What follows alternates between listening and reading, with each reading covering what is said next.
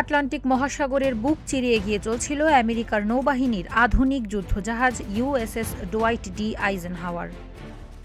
সবকিছুই ছিল শান্ত স্বাভাবিক, কিন্তু সেই শান্ত পরিবেশেই হঠাৎ করে সবকিছু বদলে গেল। আকাশের টহলরত বিমানের পাইলট তার রাডার স্ক্রিনে দেখলেন এমন কিছু যা সেখানে থাকার কথা একেবারেই ছিল না।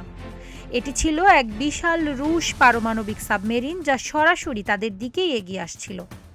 রণতরীতে থাকা মার্কিন মেরিনরা যখন বুঝলেন যে এটি রাশিয়ার একটি পারমাণবিক অস্ত্রবাহী দানব, তখন তারা ৪৭ মিনিটের মধ্যে সর্বান্তক যুদ্ধের প্রস্তুতি নিতে শুরু করেন।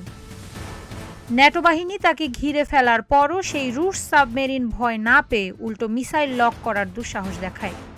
আকাশে তখন আমেরিকার F-22 এবং রাশিয়ার Su-57 একে অপরের মুখোমুখি অবস্থানে চলে আসে। পুরো বিশ্ব দাঁড়িয়ে গিয়েছিল তৃতীয় বিশ্বযুদ্ধের দ্বারপ্রান্তে। কিন্তু কেন পুতিন আমেরিকার এই পারমাণবিক শক্তিচালিত রণতরীর পথেই তার একটি সাবমেরিনকে লেলিয়ে দিলেন? ইউএসএস ডোয়াইট ডি আইজেনহাওয়ারের সাথে বিশ্বের সেরা প্রতিরক্ষা ব্যবস্থা থাকা সত্ত্বেও কিভাবে সেই রাশিয়ান সাবমেরিনটি তাদের এতটা কাছে চলে আসতে পারল? আকাশে যখন আমেরিকার F-22 এবং রাশিয়ার Su-57 একে অপরের মুখোমুখি, তখন ঠিক কী ঘটেছিল যা ব্রিটিশ এবং স্কটিশ পাইলটদের পিছু হটতে বাধ্য করে? আর সবচেয়ে বড় প্রশ্ন, যুদ্ধের দ্বারপ্রান্তে পৌঁছে যাওয়ার পরও মার্কিন মেরিনরা ৪৭ মিনিটের মধ্যে সর্বান্তক যুদ্ধের প্রস্তুতি কেনই বা নিল? আসলে ৪৭ মিনিটে রুশ পরমাণু দানবটির সাথে কি করতে চাইছিল মার্কিন ফৌজ? এই সব ভয়ঙ্কর প্রশ্নের উত্তর জানতে ভিডিওটি একটি লাইক দিয়ে শেষ পর্যন্ত আমাদের সাথেই থাকুন।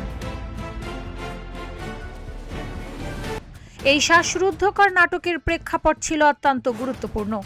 ইউএসএস ডোয়াইট ডি আইজেনহাওয়ারের নেতৃত্বাধীন নৌবহরটি কোনো সাধারণ টহলে ছিল না।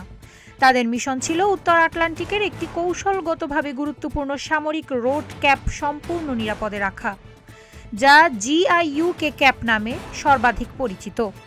এই রুট দিয়ে ইউরোপ থেকে আমেরিকায় লক্ষ লক্ষ টন যুদ্ধ সরঞ্জাম, সৈন্য এবং অন্যান্য রসদ নির্বিঘ্নে পৌঁছানো যায়। ইউক্রেন যুদ্ধের পর এই রুটের নিরাপত্তা নিশ্চিত করা ছিল পেন্টাগনের জন্য সর্বোচ্চ অগ্রাধিকার। কিন্তু রাশিয়া হয়তো ঠিক এই দুর্বল জায়গাতেই আঘাত আনার পরিকল্পনা করছিল। যখন আকাশে টহলরত P-8 পোসাইডন বিমানের পাইলট প্রথম তার রাডার স্ক্রিনে ওই অস্পষ্ট বিন্দুটি দেখতে পান, তখন তিনি ভেবেছিলেন এটি হয়তো রাডারের কোনো ত্রুটি বা কোনো বড় তিমির ঝাঁক। কিন্তু না, সিগন্যালটি ক্রমশ শক্তিশালী এবং স্পষ্ট হচ্ছিল। কয়েক মিনিটের মধ্যে ইউএসএস আইজেনহাওয়ারের কমব্যাট ইনফরমেশন সেন্টারে চূড়ান্ত বার্তা পৌঁছায়। এটি একটি সাবমেরিন এবং এর আকৃতি ও গতিবিধি রয়েছে। এটি রাশিয়ার ইয়াসেন M ক্লাস বা তার চেয়ে উন্নত কোনো পারমাণবিক সাবমেরিন। এটি শুধু একটি আক্রমণকারী সাবমেরিন নয়, এটি একটি সমুদ্রতলের গোয়েন্দা, যা ৩ কিলোমিটার ব্যাসার্ধের মধ্যে যে কোনো ধরনের ইলেকট্রনিক্যাল সিগন্যাল, সোলার ফ্রিকোয়েন্সি এবং যোগাযোগ ব্যবস্থা ট্র্যাক করতে পারে। এর আসল উদ্দেশ্য ছিল মার্কিন নৌবহরের যোগাযোগ ব্যবস্থা, তাদের প্রতিরক্ষা কৌশলের দুর্বলতা এবং তাদের প্রতিক্রিয়ার সময় সম্পর্কে তথ্য সংগ্রহ করা। কন্ট্রোল রুমে খবর আসে রুশ সাবমেরিন বর্তমান গতিতে চললে ৪৭ মিনিটের মধ্যে প্রতিরক্ষা বলয় ঢুকে পড়বে। এই ঘোষণা পুরো যুদ্ধ জাহাজে তীব্র উত্তেজনা তৈরি করে, কারণ নির্দিষ্ট সীমার ভেতরে ঢুকলে সেটিকে সরাসরি শত্রু হিসেবে বিবেচনা করা হয়। তখন আত্মরক্ষার জন্য আগাম হামলার অনুমতি থাকে। মার্কিন নৌবাহিনী দ্রুত যুদ্ধ প্রস্তুতি নেয়। প্রশ্ন ওঠে, এত শক্তিশালী প্রতিরক্ষা থাকা সত্ত্বেও সাবমেরিন এত কাছে এলো কিভাবে? এর মূল কারণ উন্নত স্টেলথ প্রযুক্তি। আধুনিক রুশ সাবমেরিন শব্দ শোষণকারী বিশেষ আবরণ ব্যবহার করে এবং প্রায় নিঃশব্দে চলতে পারে। পাশাপাশি সমুদ্রের তাপমাত্রার স্তর ব্যবহার করে নিজেদের লুকিয়ে রাখে। পরিস্থিতি জটিল হয়ে উঠলে ইউএসএস ডোয়াইট ডি আইজেনহাওয়ার থেকে লিঙ্ক 16 সক্রিয় করা হয়, যা দ্রুত তথ্য আদান প্রদান নিশ্চিত করে। এরপর বোয়িং P-8 পোসাইডন বিমানগুলো সোনোবয় ফেলে সাবমেরিন শনাক্ত করার চেষ্টা করে, ফলে পুরো অঞ্চলে সর্বোচ্চ সতর্কতা জারি হয়। রাশিয়ান সাবমেরিনের ক্যাপ্টেন এবং তার নাবিকেরা তাদের সিস্টেম দেখতে পাচ্ছিলেন যে তাদের বিভিন্ন দিক থেকে ট্র্যাক করার চেষ্টা করা হচ্ছে। একের পর এক সোলার পিং এবং রাডার সিগন্যাল তাদের সাবমেরিনকে ঘিরে ধরেছে। কিন্তু রুশ ক্যাপ্টেন মোটেও ভয় পাচ্ছিলেন না। তিনি একটি দুঃসাহসিক এবং ভয়ঙ্কর পাল্টা চাল দেন। তিনি তার মিসাইল সিস্টেম সক্রিয় করেন এবং আকাশে উঠতে থাকা দুটি পোসাইডন বিমান এবং ইউএসএস আইজেনহাওয়ারের সুরক্ষায় থাকা দুটি ছোট ডেস্ট্রয়ারকে একসাথে লক করেন। লক অন করার অর্থ হলো মিসাইল সিস্টেম তার টার্গেট নির্ধারণ করে ফেলেছে এবং ক্যাপ্টেনের একটি মাত্র নির্দেশের অপেক্ষায় রয়েছে। এটি ছিল একটি স্পষ্ট এবং শীতল হুমকি, আর এক পা এগুলোই তোমাদের সলিল সমাধি হবে। সমুদ্রের নিচে উত্তেজনার পাশাপাশি আকাশেও শুরু হয় তীব্র শক্তির প্রদর্শন। রাশিয়ার সাবমেরিনকে সুরক্ষা দিতে মিয়াগন মিগ-29 এবং সুখোই Su-57 দ্রুত এগিয়ে আসে, যার লক্ষ্য ছিল বোয়িং P-8 পোসাইডন বিমানগুলোকে চ্যালেঞ্জ করা। এর জবাবে ইউএসএস ডোয়াইট ডি আইজেনহাওয়ার থেকে উড়ে যায় F-22 র্যাপটর।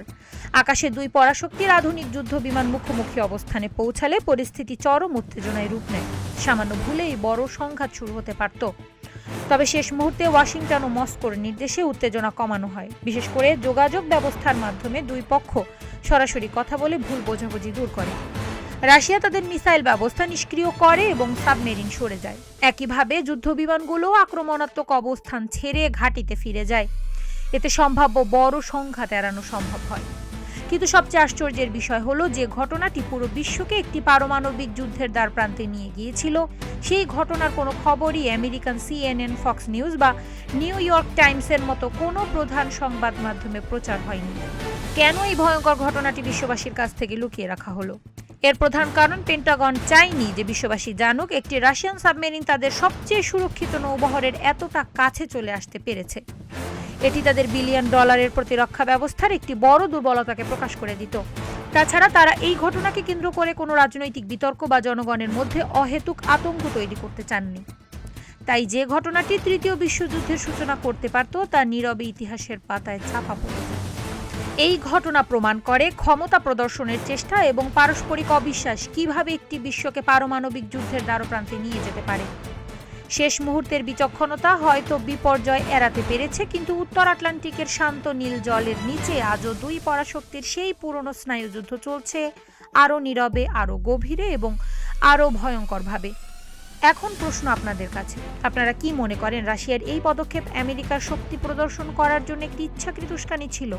এবং আমেরিকার এই ঘটনাটি চেপে যাওয়া কি সঠিক সিদ্ধান্ত ছিল, নাকি এটি জনগণের সাথে একটি প্রতারণা? কারিমা, ভোরের আকাশ।